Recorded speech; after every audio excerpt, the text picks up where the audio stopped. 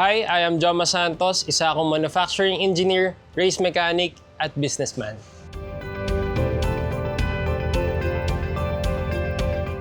Graduate ako ng manufacturing engineering sa Mapua University.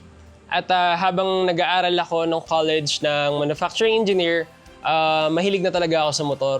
And right afterwards, graduate, pinurso ko yung hilig ko. And naging race mechanic ako ng 87 Racing.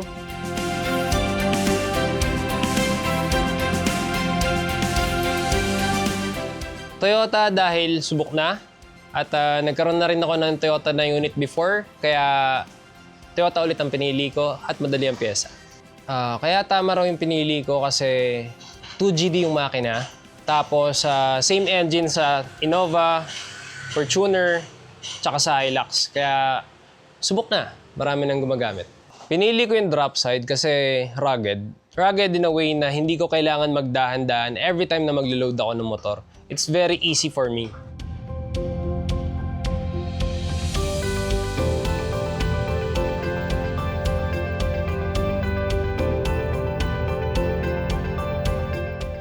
Ang positive impact ng Tamaraw sa akin and sa work ko is, number one, kapag may mga clients ako na kailangan magpa-hauling ng motor, napakadali ikarga ng mga units nila sa Tamaraw.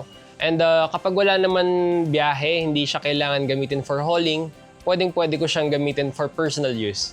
And higit sa lahat, malaki ang nasisave ko sa biyahe dahil matipid sa diesel ang Tamaraw. Kapag may mga biyahe kami, karera, diyan ko kinakarga yung mga race bikes namin. Itong Toyota Tamaraw, isa to sa best investment ko sa pagiging mekaniko.